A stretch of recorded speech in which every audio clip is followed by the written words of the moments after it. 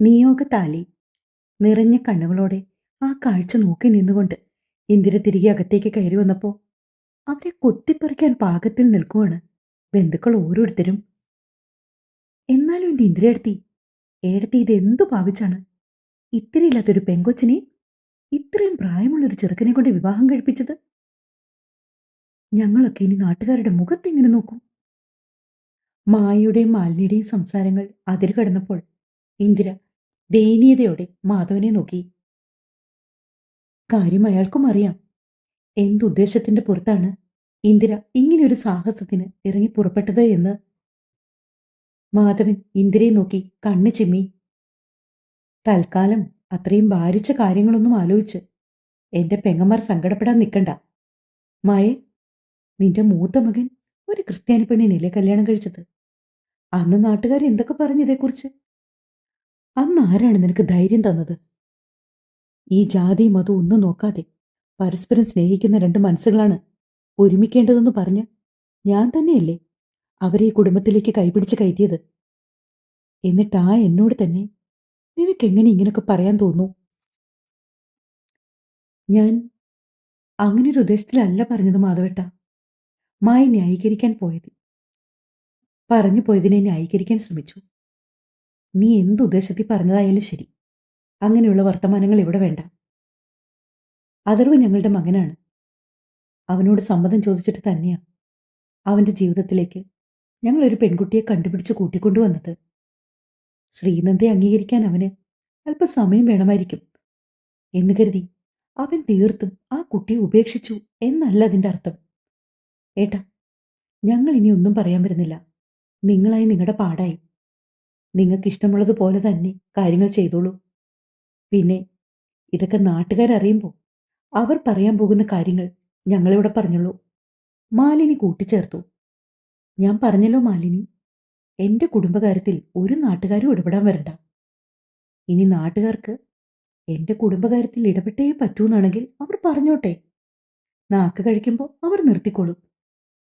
മാധവൻ ദേഷ്യത്തിൽ പറഞ്ഞു നിർത്തി. ഇനി എന്തു നോക്കി നിൽക്കുവാ മായേച്ചി? ഇവിടെ വാ, നമുക്ക് പോകാം. അവരായി അവരുടെ കാര്യമായി. ഇനി അവരുടെ കുടുംബകാര്യമല്ലേ നോക്കേണ്ടത്?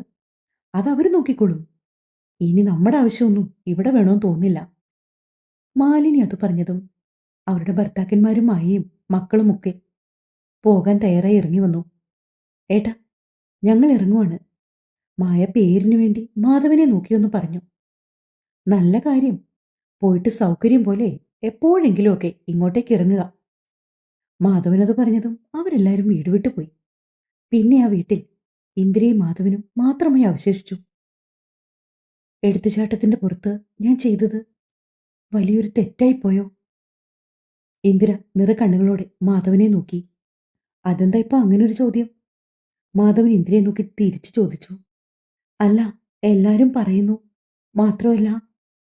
ആ വാചകങ്ങൾ ഇന്ദിര പറഞ്ഞു പൂർത്തിയാക്കും മുമ്പ് മാധവൻ ഇടയ്ക്ക് കയറി സംസാരിച്ചു തുടങ്ങി.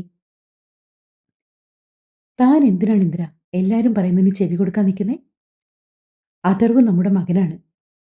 നമ്മൾ അവനു വേണ്ടി ഒരു കാര്യം ചെയ്തു കൊടുത്തിട്ടുണ്ടെങ്കിൽ അതവന്റെ നന്മയെ കരുതി മാത്രമാണ്. അതിന്നല്ലെങ്കിൽ നാളെ അവൻ തിരിച്ചറിയും. അവൻ ഉറപ്പായും ശ്രീനന്ദയെ ഭാര്യയായി അംഗീകരിക്കും.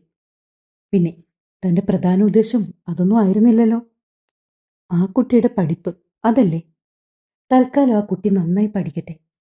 പഠിച്ച് അവളൊരു നിലയിലെത്തിയ ശേഷം നമുക്ക് നോക്കാം എന്താണ് അവരുടെ ഡിസിഷൻ എന്ന്. അതിനനുസരിച്ച് മുന്നോട്ട് പോയാൽ പോരെ? അതല്ലേ ഉചിതം? മാധവൻ ചോദിച്ചപ്പോൾ ഇന്ദിര അതേ എന്ന അർത്ഥത്തിൽ ഒന്ന് തലകുലുക്കി. ആ കുട്ടി എവിടെ? പെട്ടെന്ന് മാധവനത് ചോദിച്ച സമയമാണ് ഇന്ദിരയും അവളെപ്പറ്റി ഓർത്തത്. റൂമിലുണ്ട്. ഞാൻ ഡ്രസ്സ് മാറാൻ പറഞ്ഞ് ഏൽപ്പിച്ചിട്ടാ ഇങ്ങോട്ട് പോന്നേ. താനൊന്ന് പോയി നോക്കതിനെ. പരിചയമില്ലാത്ത വീടും സ്ഥലവും ആൾക്കാരുമല്ലേ. അതിൻ്റെതായ ടെൻഷൻ ഉണ്ടാകും ആ കുട്ടിക്ക്. അപ്പോഴാണ് ഇന്ദിരയും അതേപ്പറ്റി ചിന്തിച്ചത്. അവളെ തനിക്കൊപ്പം താഴേക്ക് കൂട്ടിക്കൊണ്ടുവരണമെന്ന് ആഗ്രഹമുണ്ടായിരുന്നെങ്കിൽ പോലും താഴെ ഉണ്ടായിരുന്ന ബന്ധുക്കൾ ഏത് രീതി പ്രതികരിക്കും, അവരുടെ പ്രതികരണങ്ങളൊക്കെ ശ്രീനന്ദയ്ക്ക് താങ്ങാനാകുമോ എന്നീ വിധമുള്ള ചിന്തകൾ കാരണമാണ് ഇന്ദിര ശ്രീനന്ദയെ മനഃപൂർവ്വം റൂമിലാക്കി താഴേക്ക് വന്നത്. ഞാനൊന്ന് പോയി നോക്കട്ടെ ആ കുട്ടിയെ. മാധവനോട് അത് പറഞ്ഞ് ഇന്ദിര നേരെ അടുക്കളയിലേക്ക് പോയി. ഫ്രിഡ്ജിൽ തയ്യാറാക്കി വെച്ചിരിക്കുന്ന ഓറഞ്ച് ജ്യൂസ് ഒരു ഗ്ലാസ്സിലേക്ക് പകർന്നെടുത്തുകൊണ്ട് ശ്രീനന്ദയുടെ മുറി ലക്ഷ്യമാക്കി നടന്നു. വസ്ത്രമെല്ലാം മാറി റൂമിലെ ജനലഴികളിൽ പിടിച്ച് പുറത്തേക്ക് നോക്കി നിൽക്കുകയാണ് ശ്രീനന്ദ. അവളുടെ ജനൽവാതിനോടെയുള്ള കാഴ്ച പുറത്തെ മനോഹരമായ ഗാർഡനാണ്. പല നിറത്തിലും പല വിധത്തിലുമുള്ള പൂക്കൾ നിറഞ്ഞു നിൽക്കുന്ന ഗാർഡൻ. അതിന്റെ ഒത്ത നടുക്കായി തന്നെ ഒരു ടേബിളും 3 ചെയറും. പക്ഷെ അവളുടെ ദൃഷ്ടി നീണ്ടത് ഗാർഡന്റെ ഒരു കോണിൽ പടർന്നു പന്തലിച്ച് മഞ്ഞ നിറത്തിലെ ബൊഗെയിൻവില്ല ചെടികളിലേക്കാണ്. ഇന്ദിര ഡോറ് ചെറുതായി ഒന്ന് നോക്ക് ചെയ്ത ശേഷം ഡോർ തുറന്ന് അകത്തേക്ക് കയറി. ശ്രീനന്ദ നിന്നെടുത്ത് നിന്നുകൊണ്ട് തന്നെ ഡോറിന്റെ ഭാഗത്തേക്ക് നോക്കി. ഇന്ദിരയാണ് അകത്തേക്ക് കയറിയതെന്നറിഞ്ഞ് അവൾക്ക് നേരിയ ആശ്വാസം. അവൾ കയ്യിലിരുന്ന ഓറഞ്ച് ജ്യൂസിന്റെ ഗ്ലാസ് ശ്രീനന്ദയ്ക്ക് നേരെ നീട്ടി. ഇത് കുടിക്ക്, ഉച്ച മുതൽ ഒന്നും കഴിച്ചിട്ടില്ലല്ലോ. ഇന്ദിരയൊന്ന് നോക്കിക്കൊണ്ട് ശ്രീനന്ദ ജ്യൂസ് കയ്യിലേക്ക് വാങ്ങി. കരഞ്ഞു കലങ്ങിയ ശ്രീനന്ദയുടെ കണ്ണുകളിലേക്ക് ഇന്ദിരയുടെ നോട്ടം ചെന്നെത്തിയതും അവർക്കും വല്ലാണ്ട് ഉള്ളു വേദനിച്ചു. മോൾ എന്തിനാ കരയുന്നേ? എനിക്കറിയാം മോൾക്ക് മനസ്സിൽ ഒരുപാട് സങ്കടമുണ്ടെന്ന്. എന്നെ കുട്ടിയുടെ അമ്മയുടെ സ്ഥാനത്ത് കണ്ടുകൊണ്ട് എന്ത് വിഷമങ്ങളുണ്ടെങ്കിലും എന്നോട് തുറന്നു പറയണം കേട്ടോ. അവളുടെ താടിയിൽ പിടിച്ചുകൊണ്ട് ആർദ്രമായി ഇന്ദിര പറഞ്ഞതും അവരെ അറിയാതെ ഇറുകി പുണർന്നു പോയി ശ്രീനന്ദ. അല്പനേരം അവൾ ആ നിൽപ്പ് തുടർന്നു. ഏറെ നേരത്തിന് ശേഷം തന്റെ മാറിൽ നേർത്ത ചൂട് അതൊരു നനവായി തിരിച്ചറിഞ്ഞതും ഇന്ദിര ശ്രീനന്ദി അല്പം ബലമായി തന്നെ അവരുടെ മാറിൽ നിന്ന് അകത്തി മാറ്റി. ഏങ്ങലടിച്ച് കരയുകയാണവൾ. ഇങ്ങനെ കരയില്ലേ മോളെ, കരഞ്ഞു കരഞ്ഞ് എന്തേലും അസുഖം വരും. ഇന്ദിര സ്നേഹത്തോടെ അവളെ ശാസിച്ചു. പിന്നെ മെല്ലെ കണ്ണീര് പടർന്ന അവളുടെ മുഖം ഉടുത്തിരുന്ന നേരിയതിന്റെ തുമ്പുകൊണ്ട് തുടച്ചു മാറ്റി. ശ്രീനന്ദയാണെങ്കിൽ അമ്മ മരിച്ചതിന് ശേഷമുള്ള ഈ വിധം സ്നേഹപ്രകടനങ്ങളൊക്കെ ആദ്യമായിട്ടായിരുന്നു അനുഭവിച്ചറിയുന്നത്. അവളുടെ മുഖത്തൊരു നേരിയ ആശ്വാസം പടർന്നു. തൽക്കാലം മറ്റൊന്നിനെക്കുറിച്ചും ആലോചിക്കണ്ട. ഞാൻ പറഞ്ഞില്ലേ, അതർവ്. അവൻ പതിയെ പതിയെ കുട്ടിയെ മനസ്സിലാക്കും. പിന്നെ അവന്റെ ഈ ദേഷ്യമൊന്നും മോള് കാര്യാക്കണ്ട. അവൻ കൂടിപ്പോയ എന്നോടും അവന്റെ അച്ഛനോടും ദേഷ്യം കാണിക്കും. അതിനപ്പുറത്തേക്ക് അവൻ ആരെയും ഒന്നും പറയില്ല. ശുദ്ധനാ. ഇന്ദിര ഒരു കള്ളച്ചിരിയോടെ പറയുമ്പോൾ ശ്രീനന്ദയും അറിയാതെ അവരുടെ ചിരിയിൽ പങ്കുചേർന്നു. അവൾ ഓർക്കുകയായിരുന്നു എത്ര നാളിന് ശേഷമാണ് താനൊന്ന് മനസ്സറിഞ്ഞ് ചിരിക്കുന്നതെന്ന്. അതെ, ഇവിടെ ഇങ്ങനെ നിന്നാ മതിയോ? വേഗം ജ്യൂസ് കുടിക്കേ, എന്നിട്ട് നമുക്ക് ഈ വീടൊക്കെ ഒന്ന് ചുറ്റി നടന്ന് കാണാം. പിന്നെ ഗാർഡനുണ്ട്. നമുക്കിവിടെ സഹായത്തിന് വേണ്ടിയിട്ട് ഒരു ചേച്ചിയുണ്ട്. അവരെ പരിചയപ്പെടണം. താഴെ അഥർവിന്റെ അച്ഛനുണ്ട്. എല്ലാരെയും കണ്ടിട്ടല്ലേ ഉള്ളൂ. വർത്തമാനമൊന്നും പറഞ്ഞിട്ടില്ലല്ലോ. വാ, നമുക്ക് എല്ലാവരോടും പോയി സംസാരിച്ചിട്ട് വരാം. ശ്രീനന്ദയും കുട്ടി റൂമിന് പുറത്തേക്ക് ഇറങ്ങുമ്പോൾ ഇന്ദിര അവളോട് ഓരോരോ കാര്യങ്ങൾ ചോദിച്ചു. ശ്രീനന്ദയ്ക്ക് സംസാരിക്കാൻ ഒരു മടിയുണ്ടാകുമെന്ന് അറിയാവുന്നതുകൊണ്ട് ഇന്ദിര തന്നെ മുൻകൈയെടുത്ത് ഓരോ കാര്യങ്ങളായി അവളോട് ചോദിച്ചുകൊണ്ടേയിരുന്നു. മോളുടെ ബുക്കും പുസ്തകങ്ങളും ഒക്കെ വീട്ടിലില്ലേ? അതൊക്കെ പോയി എടുക്കണ്ടേ? പെട്ടെന്ന് ഇന്ദിര ചോദിച്ചപ്പോൾ ശ്രീനന്ദയ്ക്ക് വല്ലാത്തൊരു ആശ്വാസം തോന്നി. ഇത്രയും നേരം അതേപ്പറ്റി ഓർത്ത് ഒരു ടെൻഷൻ മനസ്സിലുണ്ടായിരുന്നു. ബാഗ് വീട്ടിൽ പോയി എടുക്കുന്ന കാര്യം എങ്ങനെ ഇന്ദിരയോട് പറയുമെന്ന് ആലോചിച്ചിരിക്കുകയാണ് അവൾ. അപ്പോഴാണ് കൃത്യമായി ഇന്ദിര അത് തന്നെ അങ്ങോട്ട് ചോദിച്ചത്. എടുക്കണം, എല്ലാം വീട്ടിലുണ്ട്. ഞാൻ ബുക്സ് എല്ലാം അടുക്കി ബാഗിനകത്ത് വെച്ചിട്ടുണ്ട്. പോയി എടുത്താൽ മാത്രം മതി. വല്ലാത്തൊരു ആവേശത്തോടെ ശ്രീനന്ദ പറഞ്ഞു. എങ്കിലൊരു കാര്യം ചെയ്യാം. ഇന്ന് വൈകുന്നേരം നമുക്ക് പോയി മോളുടെ ബുക്സൊക്കെ എടുത്ത് തിരിച്ചു വരുന്ന വഴിക്ക് മോൾക്ക് കുറച്ച് ഡ്രസ്സും പിന്നെ സ്കൂളിൽ പോകുമ്പോൾ കൊണ്ടുപോകാനോ ആവശ്യമുള്ളതെല്ലാം വാങ്ങി വരാം. എന്തു പറയുന്നു? ഓക്കെ അല്ലേ? അത്രയും സന്തോഷത്തോടെ ഇന്ദിര ചോദിക്കുമ്പോൾ ഒരു നിമിഷം അതിനെന്ത് മറുപടി കൊടുക്കണമെന്ന് പോലും അറിയാതെ നിന്നുപോയി നന്ദ. അത് കുഴപ്പമില്ല, ബുക്സൊക്കെ ഞാൻ ഒറ്റയ്ക്ക് പോയി എടുത്തിട്ട് വരാം. പെട്ടെന്ന് അവൾ പറഞ്ഞു. ഇവരെയും കൂട്ടി അവിടേക്ക് ചെല്ലുമ്പോൾ സിന്ധുവിന്റെ പ്രതികരണം ഏത് വിധമാകുമെന്ന് അറിയാവുന്നതുകൊണ്ട് ശ്രീനന്ദയ്ക്ക് അങ്ങനെ പറയാനാണ് തോന്നിയത്. ഒരുപക്ഷെ ഇവരുടെ മുമ്പിൽ വെച്ച് വീണ്ടും സിന്ധു തന്നെ അപമാനിച്ചാലോ? അതല്ലെങ്കിൽ തങ്ങൾ മൂവരെയും എന്തെങ്കിലും പറഞ്ഞാലോ? നാക്കിന് എല്ലില്ലാത്ത സ്ത്രീയാണ് സിന്ധു.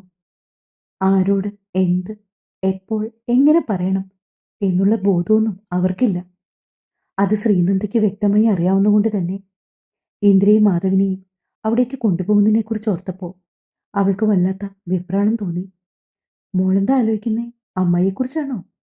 പെട്ടെന്ന് തന്നെ അവളുടെ മനസ്സ് മനസ്സിലാക്കിയ പോലെ ഇന്ദിര ചോദിച്ചതും ശ്രീനന്ദ വിടർന്ന കണ്ണുകളോടെ അവരുടെ മുഖത്തേക്ക് തന്നെ നോക്കി.